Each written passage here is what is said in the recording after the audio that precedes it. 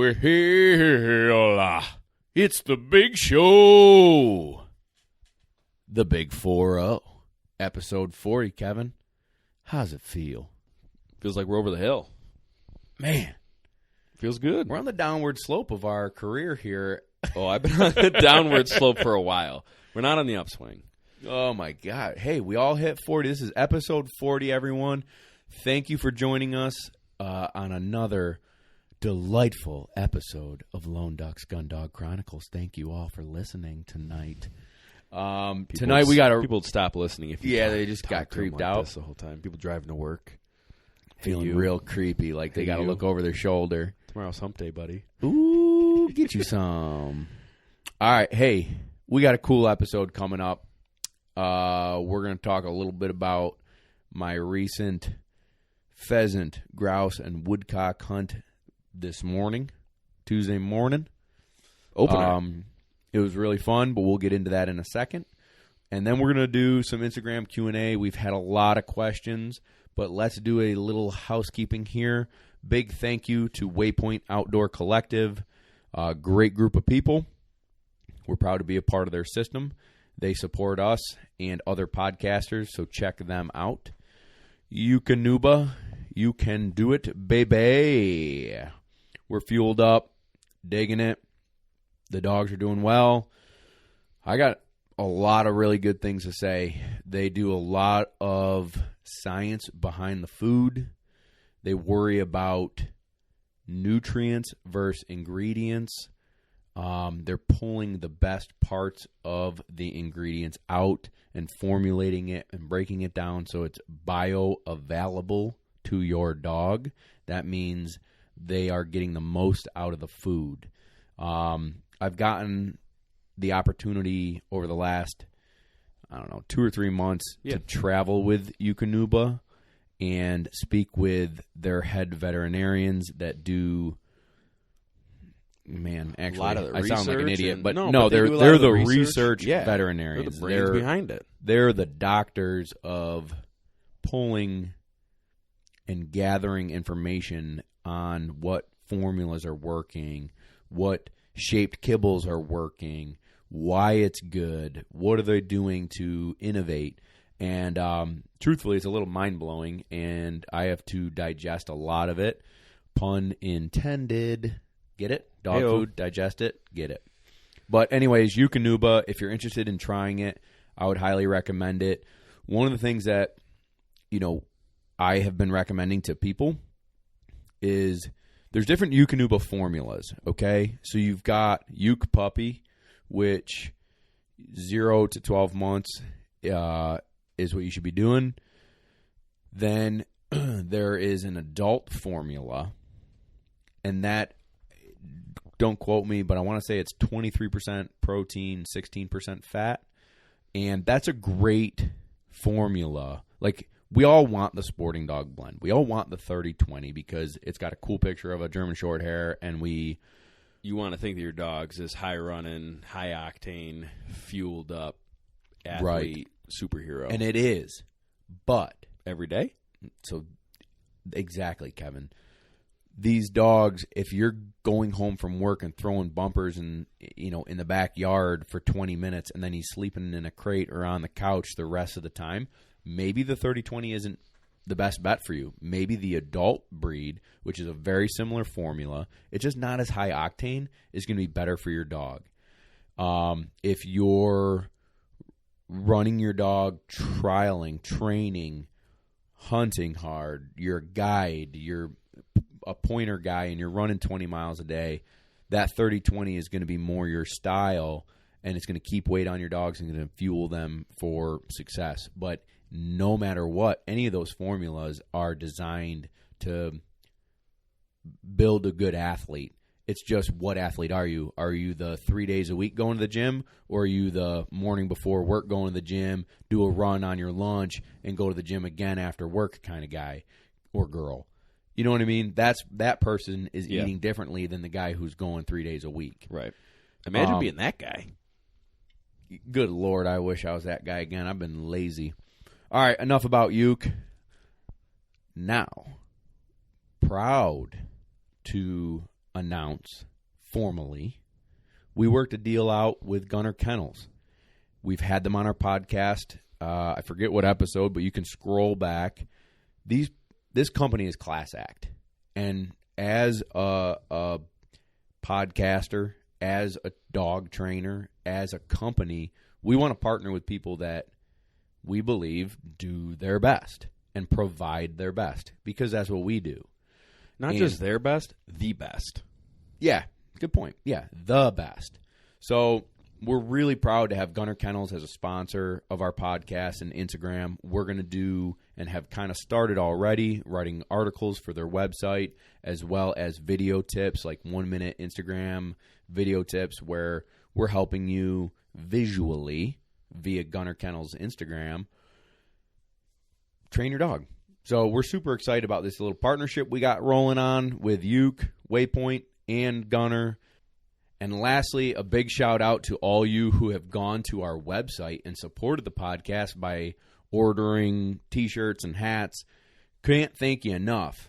We've got e-collars, wingers, and then a clothing line that supports our lifestyle, guys. The unspoken bond, making memories with your gun dog, training, hunting, family, all that good stuff. The unspoken bond.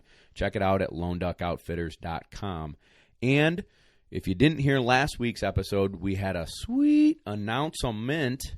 Drum roll. Old bird dog, the birdie, the golden retriever. Kevin's personal family and hunting dog is Preggers. And by Preggers, I mean about to pop. Any day now, really. I think the due date's what, Kevin? October 11 to 15, based on which breeding took. Right. I mean, she is about to burst. She's healthy. She's looking good. So everybody, please say a little prayer for the bird over the next couple weeks as she prepares to give birth to her litter. And if you're interested in getting on our list, we have several people that have reached out and filled out our form, and we'll be notified when the puppies are born of male, female numbers and all that jazz. If you'd like to be added to that list for a wonderful field-bred, father's a master hunter, qualified all-age dog, beautiful, about 75 to 80-pound Something golden like that, retriever. yeah, big, blocky. Beautiful dog and talented. And then bird is on the smaller side, maybe 55-ish pounds, dark red in color. They will be bred to hunt test, and be family members. So get on that list if you're interested. And Kevo, let's get into the show.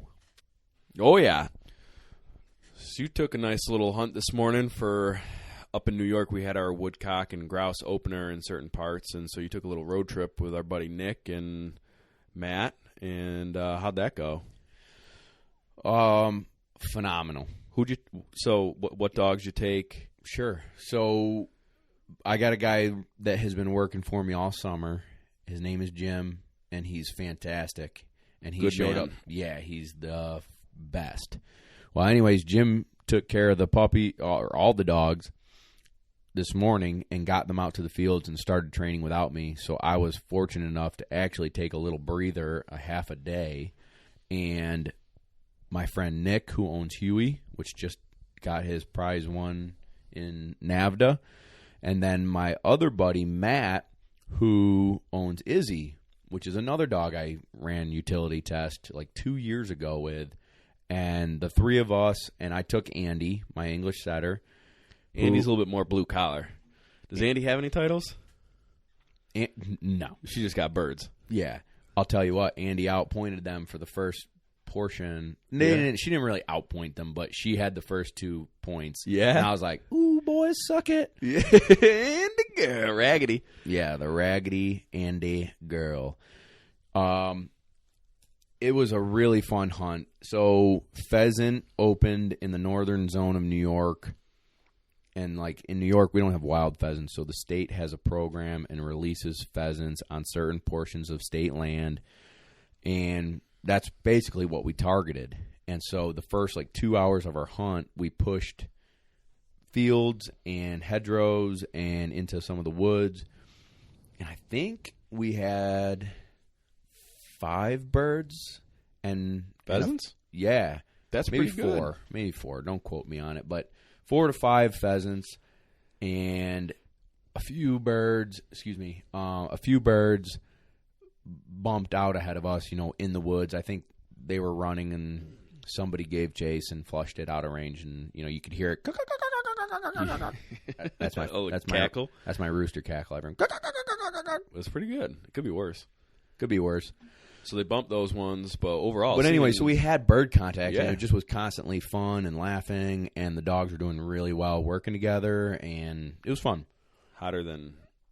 Well, it wasn't too bad first thing in the morning, and then it got really, really warm. Apparently, record high temperature. Like 88 or something today. Yeah, for New York today. So it was a hot one, but we kept the dogs hydrated and took some breaks here and there, and we stayed hydrated. But after that, Matt had to go to work, so Nick, Huey, Andy, and I pushed some woodcock cover. And for anyone listening, because a lot of people maybe down south and, well, a lot of places, I guess, don't woodcock hunt as much as maybe we do. But, like, what's the difference between you're out pheasant hunting, walking fields, and then what does it change to look like woodcock cover?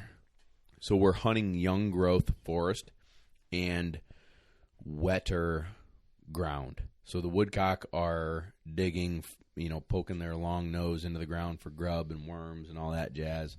So you're looking for moist soil in young growth forest. And that's exactly what we found. And I think we had 7 or 8 woodcock encounters. Really? A few shots, no hits. I missed one layup. Andy came around a corner. It's super. If you ever have done this, you know what I'm talking about. It's tight. It's snaggly and thorns, and you're climbing over and under, and it's a rodeo. So I'm kind of just. You always kind of have your gun ready to shoulder and shoot. You don't even aim. You just instinctually pull up and pull the trigger. And she comes around the corner and locks up. And as she locks up, the woodcock goes up. So she, bumped it, but pointed. Yeah. So it rose directly straight vertical into the air. And I'm like, oh, you are done. Just the most, I felt so relaxed, like, ha, and this thing just, like a helicopter. Sky opened up a little bit. And I had an opening to shoot, like it wasn't through the trees or branches. It was like, sun glistened on it. I mean, it was mint. How far away was it? That's the kicker. It was very close to me. So What was very close to you? 5 yards, 10 yards? Yeah, 5 yards. Oh, I mean, right in close. The old face. Yeah. But again, it's like, it's just right there, and I've got the time in the world and opening to see it and shoot it. So the kicker was I was going to wait till it crested the trees and pull the trigger, because what they'll do is they'll rise up and then launch out straight. Yep. So instead of having like a crossing shot or an away shot or wherever he decided to fly to, as soon as he peaked, I was going to pull the trigger. And allow him to get away a tiny bit. Exactly. To open up your pattern. Yeah, so I've got... What were you shooting? Matt, who was hunting with us, actually gifted me this unbelievable 1900s, like 1900. 1900 is not that long ago. 120 years ago. I meant 109. You know what I mean? Okay. Yeah, not like 1990. Yeah. 1999. Yeah, 1905-ish era gun. It's a 16-gauge Ithaca. Cool. And it has a matching... Close to home? Yeah, matching 3-barrel set. So a 30-inch barrel, a 26-inch barrel, and a 22-inch barrel. So I had the 22-inch barrels side by side. Wow. Yeah. That's a short... Yeah, but think about it. When you're in that tight, thick cover, I mean, it makes sense. But, man, that's it's pretty sweet. It's like a Rambo sawed-off. Yeah, exactly. Deal. So, but in all honesty, I don't shoot it as well. And it's got full chokes. They all are full choke. That's what it was like back then. So it's full choke. Way. You're shooting those RST light loads. Oh, okay. Yeah, for the old guns. Right. And And I've shot it before on clay birds and was not good at it. Where when I pull out the Browning Satori that I shoot all the time and I'm comfortable with it, like I'm just more confident. Right, yeah. But no excuse. Like it still was that moment where I'm going to just blister this woodcock. Nope. Missed. Yelled out to Nick, here he comes. He flew right over Nick's head. No way. He didn't see it. I was bummed because it was directly over top of where he was and Huey was. But anywho, that was like the cool woodcock, encounter. Everything else was really thick and you could hear them whistle and fly away, but you might catch a glimpse and you might not. So with him being that close and kind of having almost a little bit of time, which is like a second, but yeah, it's still really fast, yeah. but it's slowed down. Like, I don't know. Were you able to get a look at him at all? Yeah, like I told you, God shone down through the heavens, and the sun. I mean, Kev, I'm kidding, but I'm not kidding. It was like the most beautiful shot of a woodcock rising from the ground. Yeah, but I missed the first part. So we enter this field, and we're going to go into the woodcock cover. Right. Andy locks up on point. Huey turns, whips around. Boom, he's on point now too. And they're both pointed into the woods. And we're like, woodcock, here we come, baby. Yeah. Not a bad opener. I go, or pheasant. That's what we thought. Yeah.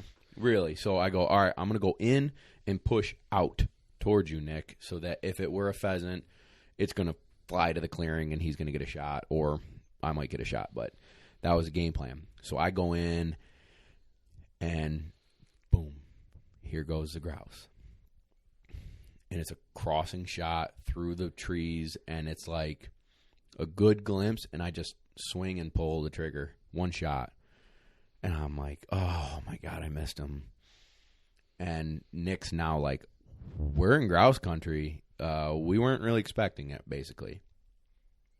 So we're fired up. We're like, all right, new mission. We're not looking for pheasants anymore in the field. We're going into this stuff, and we're going to look for woodcock and grouse. No way.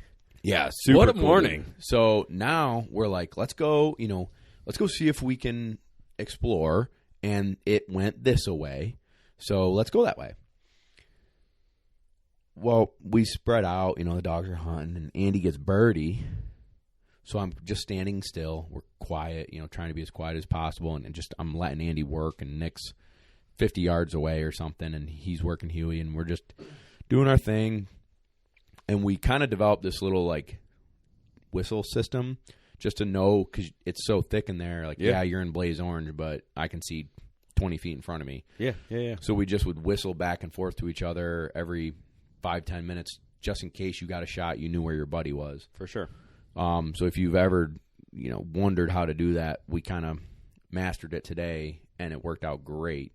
Plus, it also, in my head, kind of kept the dogs, if they were out of sight, they kind of knew our general location. Yeah, too. they knew where you're at, too. Now, when on that note of keeping track of where people are at and things, did you have a bell on the dogs? Or are you Nick bell guys? Or no, so we didn't do bells. We didn't even do the hawk screamers or anything like that. No. So it was just all natural, e-collar on the dog, and keep an eye on them, try and keep them within a certain distance, and, whatever. So, anywho, I'm just standing there, and Andy's birdie, whipping around, tails cracking, and trying to find it.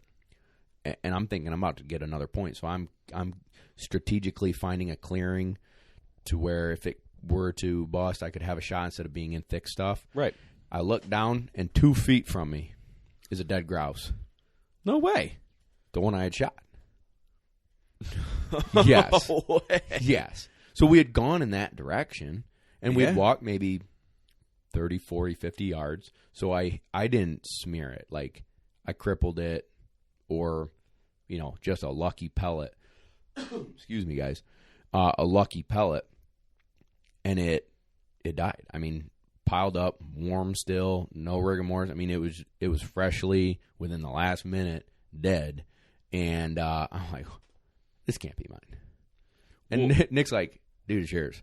I'm like, yeah, but And he's like, no, this is how it goes sometimes. Like, you had a shot, you took a shot, and we follow up on that shot, and you found your bird. Like, Yeah. it just kind of like a crippled duck. It soared and fell and expired. Yeah. And that's the second grouse I've ever killed. First grouse I ever killed was over Izzy with Matt and you. Yep. And it was a juvenile bird and just a huge prize. But this was over Andy and Huey, who both of those dogs I'm super proud of and love. Yeah. It was very fulfilling. What a day. Yeah. And then Nick had 2 shots at 2 more grouse. How'd that go for him? Missed, but dude, it's so hard to hit him. I can't not bust balls. Yeah, He's a much better shot than I am, but I still have to take shots when you can. Take digs. Yeah. So, anywho, it was just one of those days where I was quote unquote off from dog training for like 4 hours, but it felt like a day off, and it felt relaxing, and it felt great to watch the dogs work after putting all that time and energy into them, and I loved it. It was so much fun. Well, that's what it's about, man. Like, you spend all year traveling all over the place, working with dogs, 6 a.m. to past dark for that moment. You know, for that, okay, Andy's getting birdie. She knows what to do. We've worked on this. We've done it before. I know what she looks like. Oh, yeah. You know what I mean? Like, it was exactly what we work for, and it was nice because the next month, like from October 7th until October 30th, I'm going to be out of town training for the Master National in Georgia and South Carolina. You know, we'll be having fun, don't get me wrong, but we aren't, I'm going to miss all of duck season, or the first split of duck season here in New York. I'm going to miss most of grouse and woodcock, and, it's just, this was the opportunity to go out and be with friends and enjoy my dog, and it was great. For sure. I mean, I got a grouse. Like, yeah, icing on the cake, baby. Yeah, I guess my phone was off. I don't know. It's fine. Sorry, buddy. So before we kick it over to our Instagram live Q&A, I want to give a shout out to our sponsor, Gunner Kennels. Huey and Andy were riding in style in their Gunner Kennels today, and both dogs, after a hard day, were absolutely exhausted. And Gunner sent us the orthopedic dog bed that is custom fit to their kennel. And you could just tell, I mean, dude, she was wiped. And when she got in the kennel and laid down, it was like, here's where I need to be. Yeah, baby. And she just relaxed and cozied up. And after pounding and running and jumping and hitting thorns and sticks, like, you could just tell that she was relaxed and comfortable. And the other cool benefit of that is we've got an old dog. Buck is 9.5 years old. And when he rides in the kennel, I don't really want him bouncing around on the hitting, potholes and whatever on his old joints. That orthopedic bed, it's well made, so it's durable.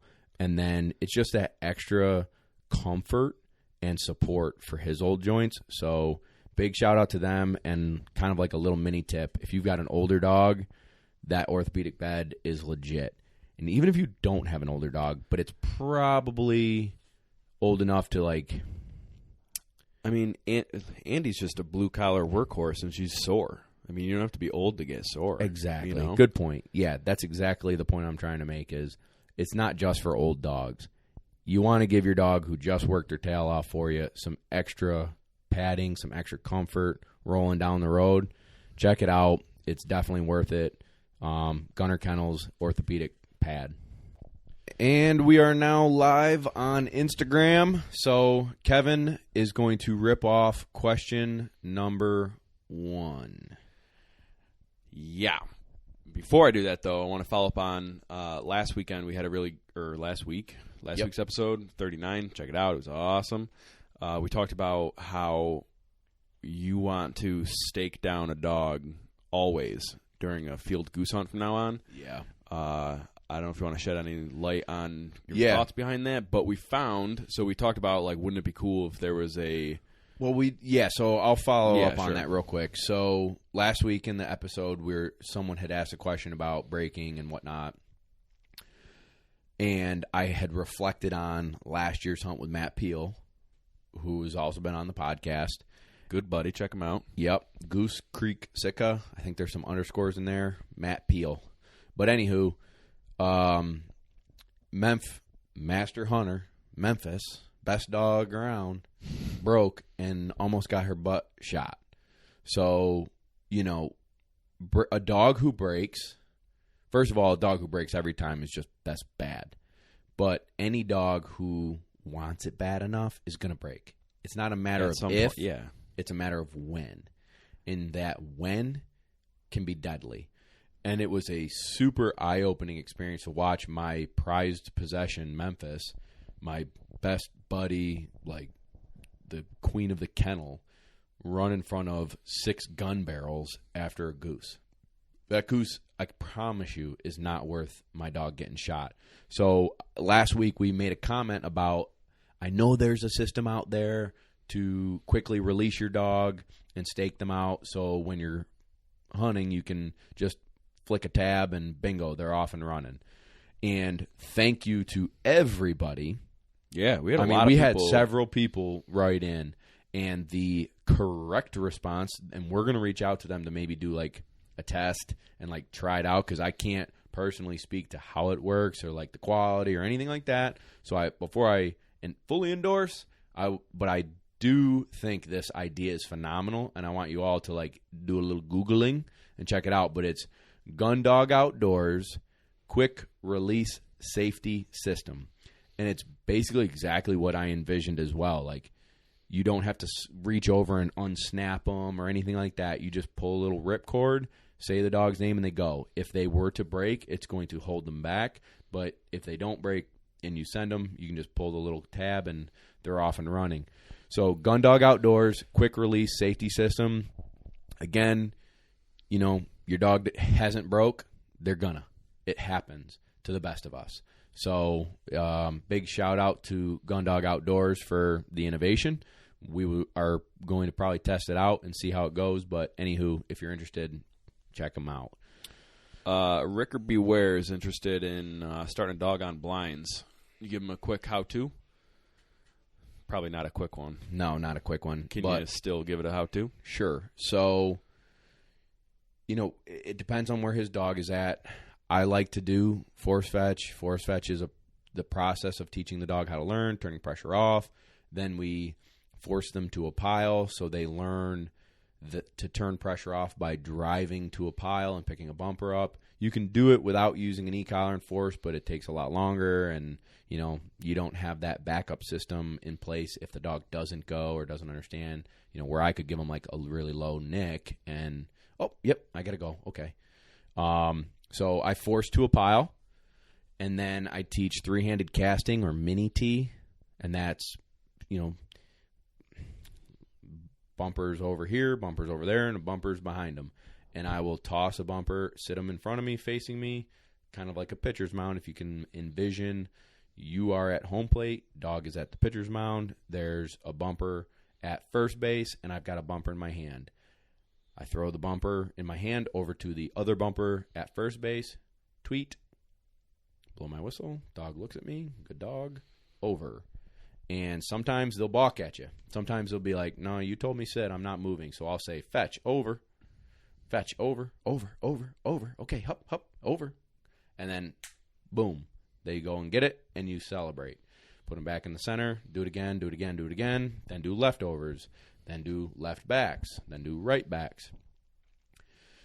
All this, during this process, I'm teaching the dog to sit on a whistle, which, I've covered in other podcasts, so I'm not going to go into it real in-depth right now, but you teach it at heel first, then you teach it when the dog's coming back with a bumper, and then you teach it going away. Can you jump into that just a tiny bit? Because that was another question someone just wrote in, was that their dog does a really good job sitting on the whistle at heel, but then when they move out a little bit further, we're in Struggleville. Okay. And we're kind of like bleeding into that anyway. So yeah, sure. No, good question. It is challenging. It's challenging for me. Every dog is different, so some dogs take to it really easily and simple. Other dogs, you got to really figure out how to get them to correlate the whistle means sit, and it means sit anywhere. So if you're out running around and I blow a whistle, turn and sit. So there's a couple ways to skin that cat. Man, I mean, you can do healing sticks. You can do fun bumpers where they're just like airing out in the yard, blow your whistle, and they kind of turn and look at you. You can just go, sit, toot, sit, toot, sit. Dog sits, throw them a fun bumper. Now, every time they hear that whistle, they're expecting a fun bumper and are excited to turn around and look at you and get that fun bumper.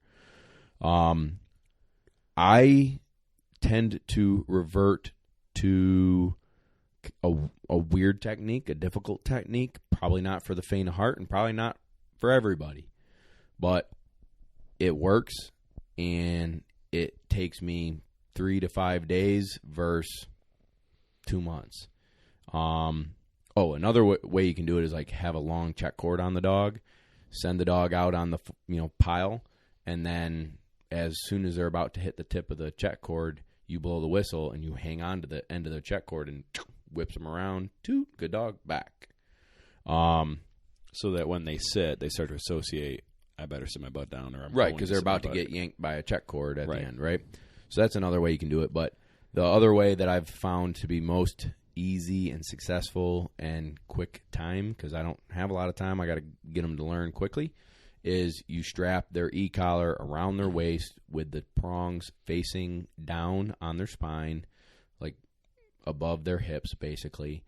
And you start at heel, toot with a nick or a low continuous stimulation until their butt hits the ground.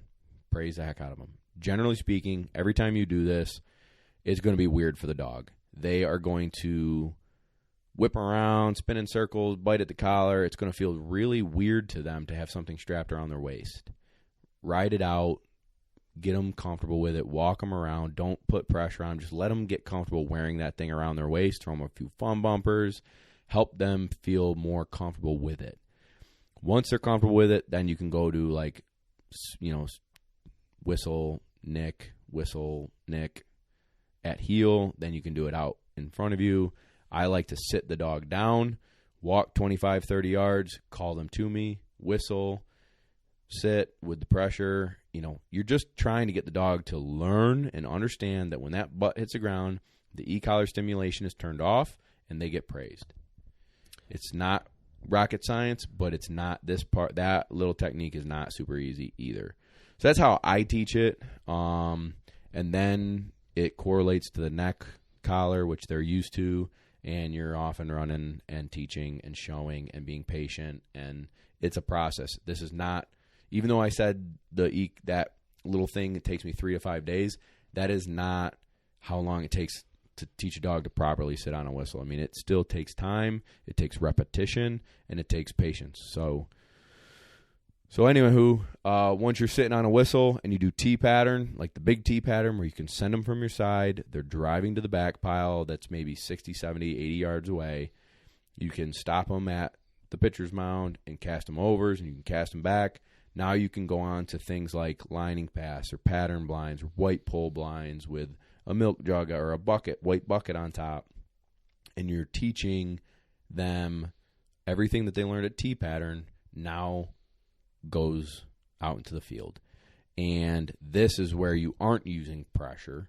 You're using things like what's called attrition. Attrition is like, the definition of attrition. I don't really know the definition, the Webster Dictionary definition, but basically the example I would give is like, I send a dog out on back. They're running full steam ahead. I blow my whistle.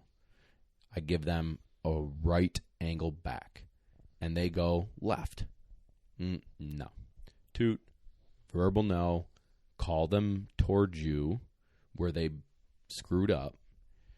Blow the whistle again and try your right back again. That would be attrition. Verse, that's like indirect pressure. That's, hey, this is where you screwed up. I'm going to show you again this is no pressure. It might be perceived pressure where the dog's like, ooh, I didn't do it right. It also is breaking their momentum in the direction they want to go. So you're breaking that momentum in the direction they want to go, bring them back to where they broke down and made the mistake, and then get your cast again. But again, no pressure to low pressure in the beginning, and you're just helping them get to the blind. Distance erodes control. So if you have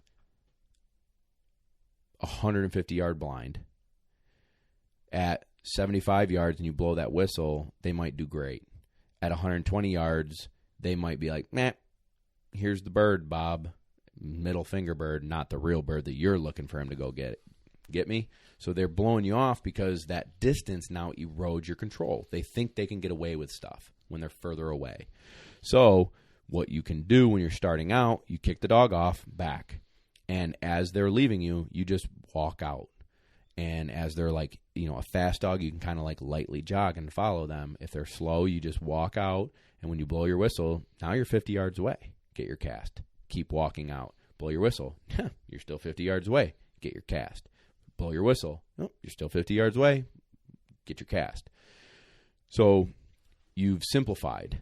The other thing that a lot of people will do is they'll set up 30-yard blinds thinking that's easy. In fact, I think that's way harder because there's less room for mistake. Okay? You have to be darn near perfect to get to a 30-yard blind. You'd have to whistle, whistle, whistle, whistle, whistle to get them there. Every whistle you're blowing to a young dog is slowing momentum. They're confused at what you're asking of them. You're hacking it up, and you're taking away confidence. When you're running blinds, you want confidence. So, in fact, a white pole with a big white bucket on it at 150 yards is way easier, or 100 yards, whatever, is way easier than a 30-yard blind. Okay? So that way, if you give them a right angle back and they kind of sort of take it, let them take it. Build momentum. Hey, I gave you a right angle back and you didn't take a left over. Good dog. Go. Run. All right, tweet. All right, I'm going to give you a left angle back. And you sort of kind of take it. Let them take it. They have no idea where you're sending them. Okay? You have to build confidence and show them where to go and that they're going to be successful. If you hack it up and tweet during their blinds when they're learning, you're going to erode confidence. They're going to pop. They're going to be confused. They're not going to try hard, and you're out. So build confidence. Let them roll. And I don't know. That's the best I can come up with. It's really hard to get a dog to run blinds, and it's not something that, like, young dogs do. I mean, this takes time. Take your time, be patient, and build to it. Make sure your foundation is there to be able to go to that step. You out of breath? Man. I'm a little out of breath, and I need another bush latte. All right, well, Go ahead. Give me your next question, big fella. Eric had a really good question. What do you do? Oop, I lied. Eric was the one who asked about sitting on a whistle. Sorry, Eric. Had another good question. Somebody was curious about when you're forcing a dog to a pile and then the dog's kind of shopping around and they get to a pile and there's 10 bumpers there. Do you care which bumper they pick up, or is it kind of like, yep, bring me bumper? Great question. A lot of people will get bent out of shape about it. I don't care. 99% of the time. I don't care. Can I ask why? Like why are maybe I have some bigger people more fish picky? to fry. I'll answer the. Yeah, it's a phenomenal question. I have bigger fish to fry. So the reason they're shopping they call it shopping at the pile, meaning they get to a pile and there's 6-10 bumpers there and they pick one up, drop it, pick one up, drop it, pick one up, drop it, pick one up, drop it, pick one up. Okay, I'll take this one, go. That's shopping the pile. There's a few things I don't like about shopping the pile. I think some dogs will do it to procrastinate doing the work. So if they have a poor work ethic or attitude during the drill work and they shop the pile because if I stay out here and pick up every bumper and drop every bumper, then I don't have to go back to Bob and do it again. That poor work ethic will get a correction, and the correction will be here, Nick, here, or fetch, Nick, fetch. But really, it's 99% here, Nick, here, or like a low continuous burn until they pick one up and decide to come. If it's not a major problem and they pick one up and drop it, pick one up, drop it, pick one up and haul butt back, and they're trying hard and they got a good attitude, I'm generally not going to nitpick them on that kind of thing, because we have so much more to learn that drill has to offer than a dog that just is excited and is like, ooh, bumper, whoa, another bumper, ooh, another bumper. No, they're, if they got a poor work ethic, I'm going to address it. Kind of, Clark Kennington in one of our podcasts, that's his main time he's going to correct a dog is poor work ethic and lack of effort. If the dog is shopping the pile because it's resenting the work and not trying hard, I'll give here, Nick, here. If they're just doing it because they're excited and it's 3 seconds of them screwing around at the pile versus a minute, no go. 3 seconds, 5 seconds of picking one or two up, I don't care. Just get back here, let's keep working. Had a really good question. How do I get my super high driving dog to stop lifting their butt on a shot and half stepping, then resitting from excitement? So kind of creeping forward. How do I get my dog to be steady, be patient?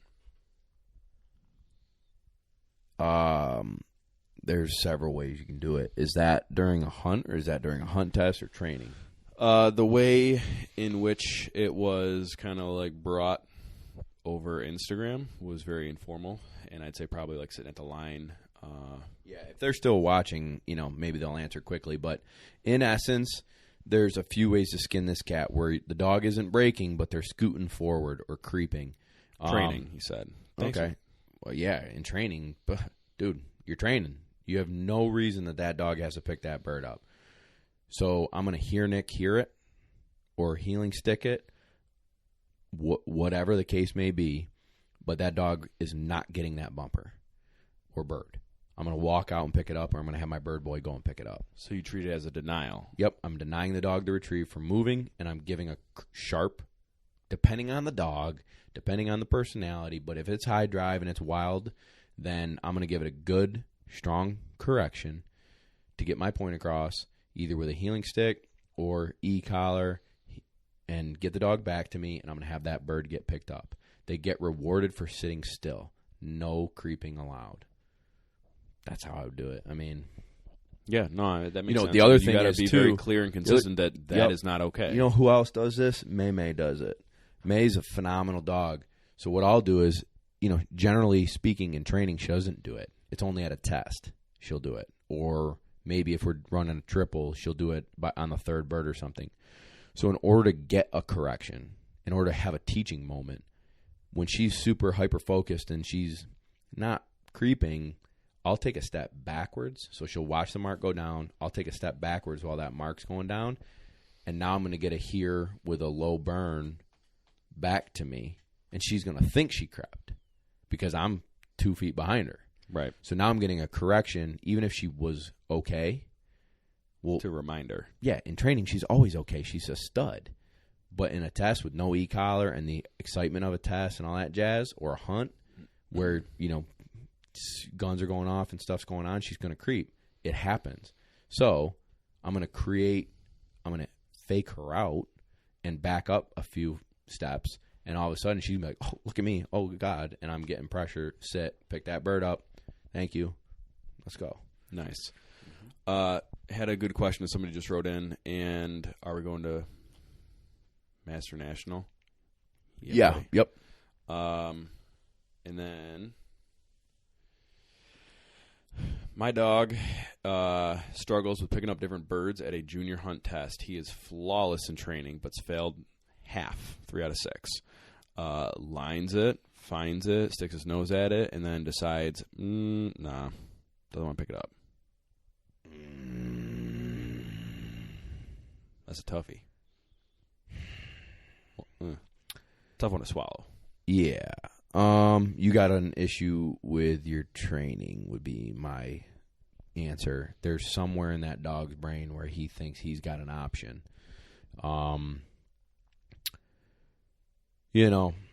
Is it on a cripple? Some dogs, if the duck is crippled and freshly dead and flapping a little bit, the dog will struggle picking it up or be weirded out by it. That I'm less concerned with. You just have to do more training with birds that have been shot or are shackled to help get him over that. If it's literally like, nah, not today. I'm good. Now go ahead. Well, I was going to say, like, maybe if that's the issue and they're kind of just choosing to not listen, then, I mean, maybe. Yeah, you got to put that dog in a situation in training where they think they're at a hunt test. You got to get in a training day with friends or a retriever club or whatever. You need to get in a situation where you can train the dog, because you can't train at a hunt test. You're screwed, basically. Yeah, somewhere in your training, bud, there's a breakdown in force fetch, in everything. So, well, that's kind of what I was going to say is, like, if in training the dog is kind of just, like, it knows and does it sometimes, but is choosing not to because he's kind of just being a jerk. Then there's another thing. Like, you could think your dog's perfect in training, and you'd bring it to me, and I'd be like, this is the problem, this is the problem, this is the problem. You know, does he fumble the dog, does the dog fumble the duck 5 times on the way back from every retrieve? You know, is he going out, picking that bird up, and then just screwing around on the way back with it? That is a problem, and that could be poor work ethic. That could be like him manipulating the situation, right? Where that you got to break down in your force fetch. You got to break down in your training. You need to take a step back, build back up, and then tackle. Because what's going to happen is he's going to learn at a test he can get away with murder, and now at tests he's test wise. So fix it in training. I probably wouldn't run any more tests for a little while. Get that stuff nipped in the bud. Join a retriever club. Go train with a pro, and see if you can. He's been doing that for 7 months. So doing what for 7 months? 7 months at a pro and training at home, and they do mock test setups. It was a little follow up they sent. Oh, nice. Ugh. That's tough. Yeah, dude. I mean, I'm I guess sorry. It's tough if you're not seeing it. It's tough that I'm not seeing it, but it's also hey, at the end of the day, they're still a dog. Like they're an animal that does have a mind of its own, and I don't know. I don't know who your pro is. You don't have to tell me who your pro is, but there's got to be something somewhere where you can do, like, you're not up the creek without a paddle. There is a solution to this. It's a junior dog. It's a younger dog. You have options to succeed. You just have to build it. So take your time, be patient, and keep at it. I mean, you'll get it. Yeah, absolutely. Shoot, if I could tally all the times I've failed over the course of my years doing this for dumb things like that, where you're like, I don't know. I don't know why that dog did that right there. I have no idea. They just were acting like a dog. So don't take it personally. Train, keep it up, and you'll get it. Yeah, for sure. Had a really good question. So last week's episode, we talked about how Huey, German Shorthair Pointer, was running some NAVDA tests. They said thank you. Nice. You're welcome. Follow up on that. Let us know. I mean, yeah, I'm sorry it wasn't a better answer. Well, we'll work on it. Go on. We'll work on it together. So somebody had a question about the duck search. Can you give a quick mini recap on what a duck search is at a utility test, and then like what was the sequence of training and how you would like layer on top of that to get like how do we start a duck search and then how do we so nice. All right, so I'm gonna throw this out there. I am a retriever trainer. I'm not a pointer trainer. I train pointers. So a lot of what I do is a little bit differently than what like the NAVDA people do. My methodologies of how to get a dog to do A, B, and C are retriever based. So they may train it differently than I do, like a NAVDA or a pointer. Can you put that? But basically how I do it is I force fetch the dog. I force the dog to a pile on land. I take the dog to water, and I force the dog to water. So you're turning pressure on.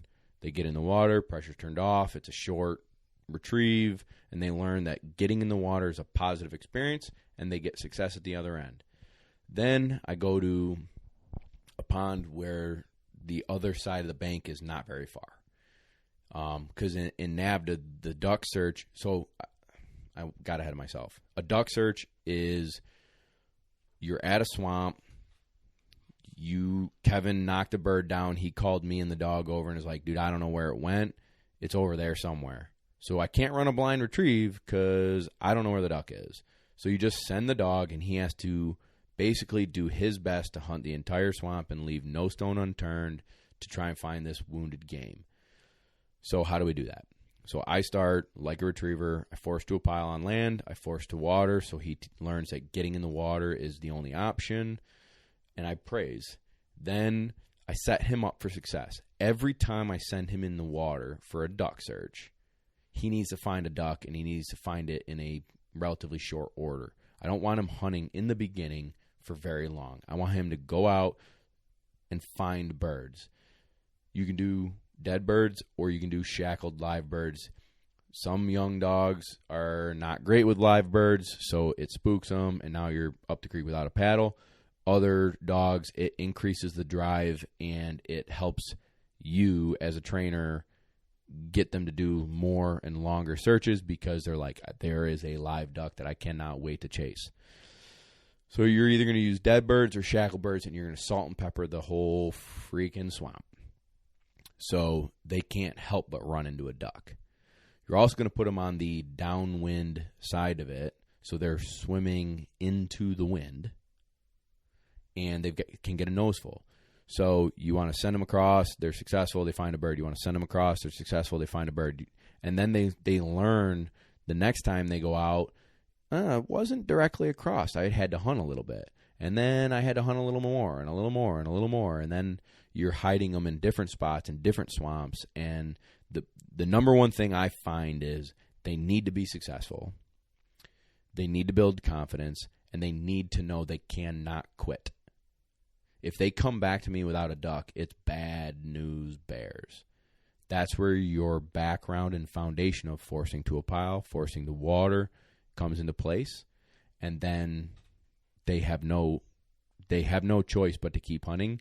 And because they keep hunting, they're rewarded with a duck. That's it. I mean, that's how I did it. And that's how I've done it for the few dogs I've done.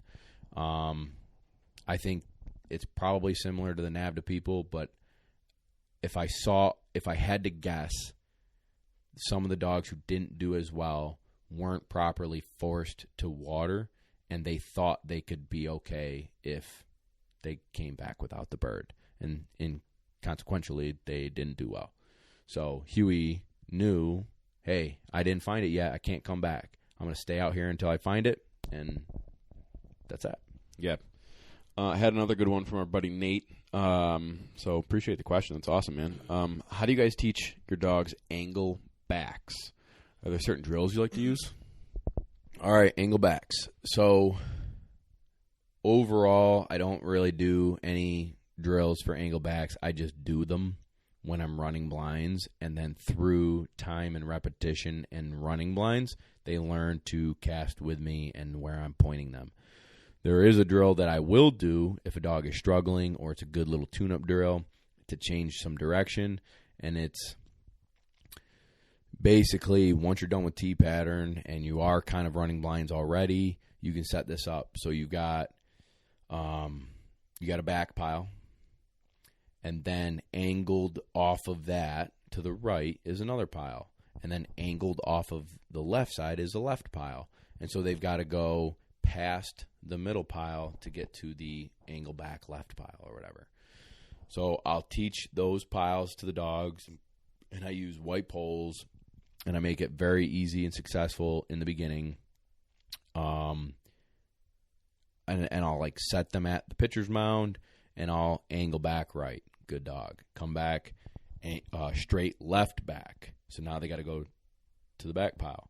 Then I will angle left, and then our straight right, and then an angle left, and then an angle right, and I'll switch it all up, but that's a drill. So the angle back piles are further back than the normal back pile.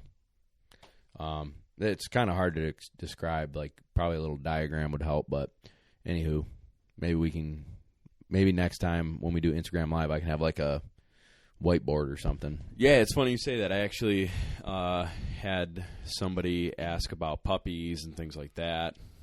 And we were going back and forth, and he's like, what would be really cool is if you guys had a YouTube, which we do. Check us out on YouTube, Lone Duck Outfitters.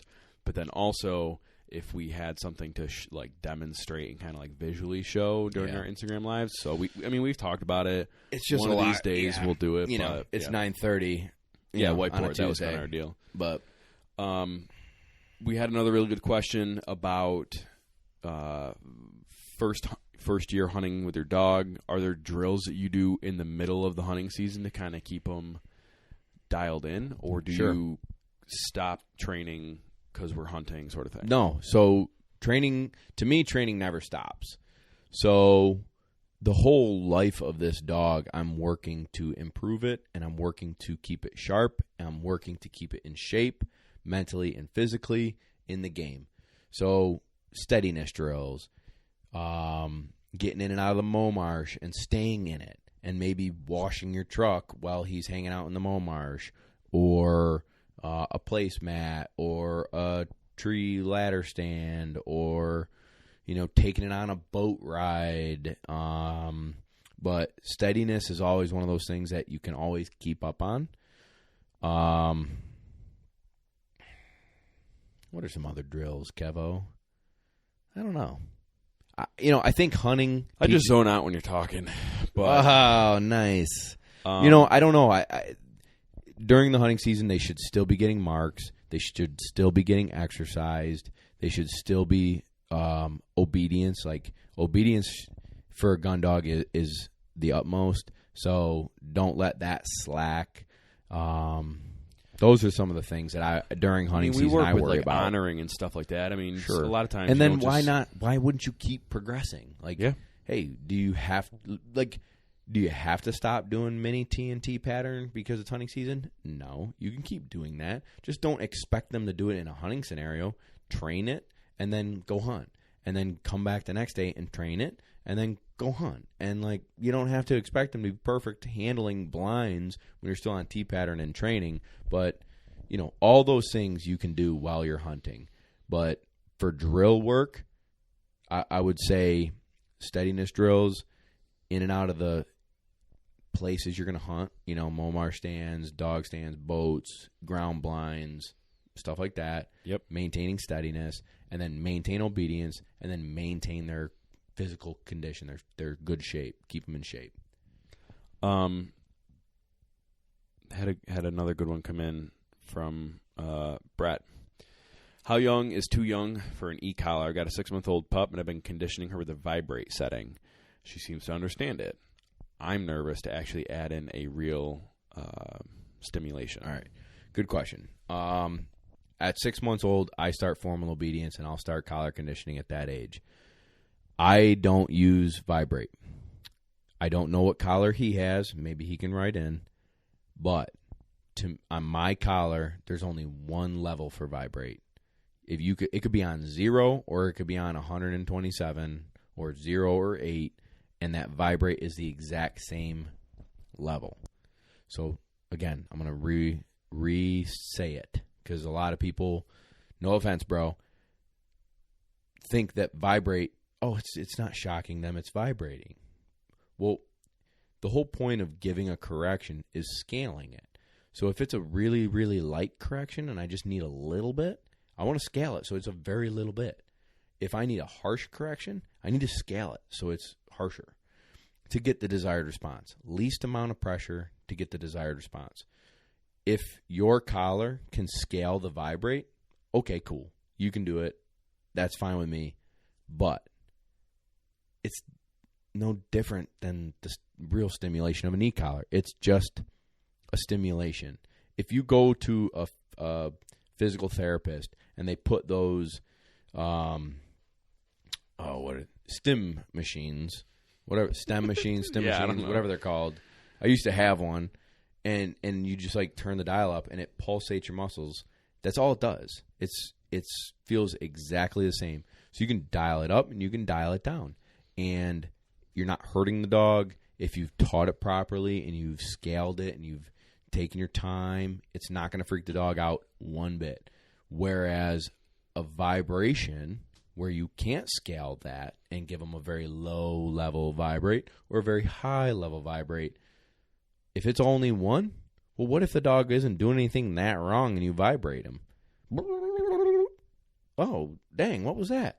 And then he's chasing a squirrel across the road and you vibrate him. See ya. That does not matter at all. Right across the road. And you can't turn it up. It's only one level. So I never do vibrate. And I don't encourage my clients or my obedience clients or anybody. Vibrate doesn't, if you can't scale the vibration stimulation, it is no good. You want to use and train. So I start with here. I train them to here. Then I do heel and all that stuff. Yep. With the stimulation, and you use the least amount of pressure. If you got a collar from 0 to 127, start out at 5, 10, 15, 16, 17, 20, 24, 28, 30. You're just incrementally not increasing it. You're not going from 10 to 25 to 45. That's too big. To where you're getting the desired response. The dog's listening to you, complying with the commands, stuff like that. You're teaching. Yeah. You good? Yeah, no, I think that's really cool. Great question, though. I hope I wasn't, I don't know, a jerk about it, but I hope I explained why I don't use vibrate thoroughly so that you understand where I'm coming from. But no, for sure. We had another really good question when signing up for hunt tests and stuff like that. Said thank you. Appreciate you clearing up for that. Nice. Yes, sir. Lost my train of thought. Hunt tests. Do you like to go first? Do you like to go last? Do you get to choose? Maybe some people know or don't know. Like, how do you? What's your go-to? Yeah, good call. You don't get to choose. You just jumped right on that phone like you're gonna text somebody. You're fired up. Oh, he's so excited, everyone.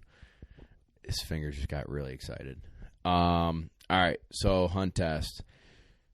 You don't get to choose, okay? So there is what's called a marshal, and the marshal sets up the running order. Well, AKC or HRC sets up the running order, so you might be, like, Bob Owens might be dog number 7, 19, 22, and 35. Well, but I also have 3 other places to go that day, so they're going to kind of bump me up. So I'm actually going to be running, I'm going to be 2nd, then 4th, then 6th, and 11th, but my numbers still remain my number, right? I'm still dog number 7, but I'm running in the 2nd spot, if that makes sense. So the marshal is going to dictate that to keep the flow of the test rolling. But to answer the question, so since I don't get a choice, I just have to do what the marshal tells me and what the running order is and like where we are in the day. I don't get a choice of where and when I run. But the rule of thumb is on land, it's better to go later. On water, it's better to go sooner. So if you're somewhere in the middle, if it's a 20-dog test and you're dog 8 to 12, that's pretty good. The reason why, think about this. If everyone can kind of like think for a second. Close your eyes. Close your eyes and envision. You're throwing marks on land. And the duck is landing on land in this general vicinity. If you run first on land, there's going to be 1 duck there. When you run 10th, there are going to have been 10 ducks that land in that general vicinity, and it creates more of a scent area. So your dog who runs 10th or 11th is going to have a heavily scented area to keep them in the fall area and find their duck. So on land, it's better to run middle to later. Now think about water. What happens to ducks when they've been in water a bunch and they're dead? Kevin? It's like a gross sponge. We actually had trouble with this with Buck a long time ago where they don't want to pick it up. Is that where you're going or not where you're going? Dude, no, not where I was going. Oh, never mind. Good call. I mean, some dogs who don't like nasty, soaking wet ducks, you might have a problem. But again, that would go back to one of our earlier questions of force fetch, and Buck was my first dog. I went back and fixed it, but, take a step backwards to go forwards. Anywho, the real answer, Kevin, is when you throw a duck in the water and it becomes like waterlogged, it's going to not necessarily sink, but it's going to float very low. If you get a fresh duck, it's going to float high. Fair enough. I guess that makes sense too. So when you've got a dog that runs sooner on water, the ducks are going to be fresher and floating high on the water, and the dog can see it and mark it better, and it's not going to be as hard to find later in the day. Later in the running order, those ducks are going to get a little bit nastier, and they're going to float a little bit lower. That answers that. You got any parting words for the wonderful people this evening? Did we answer all the ones that came through? Yeah. Oh, wow. Look at us. You didn't even know I was going through all those. No, you did a good job, man. Look at that. I learned to read. Nah. No, that was a really good episode, in my opinion, for the questions. Really, really good questions. I think hunting season is here, okay? And the question that person asked about what do we do during the season is clutch. And it's the same thing we do out of season. We train. Have fun with your dog. Take them out. Do things with them. Keep their cardio up. Feed them good food. Exercise them. Train them. And also, don't expect them to do things on the hunt that maybe you haven't prepared them for. And then also, like last hunt with Lincoln, we talked about a dog's first few hunts. It's a teaching experience for the dog. So give them a little grace. Obviously, don't let them run amok and be disobedient and a jerk, but give them some grace that you're here to teach them. This is what we want to do. This is what we train for. I expect you to do it, and let's have fun doing it. So, as in closing, I would say, good luck this hunting season. Keep your questions coming. Thank you for tuning in. Make sure to subscribe and give us the old 5-star rating. If you give us less, I swear to the heavens and that woodcock that came down upon me, I will find you. So give us the old 5-star. Thank you for tuning in. And until next time, thank you for joining the Lone Ducks Gun Dog Chronicles.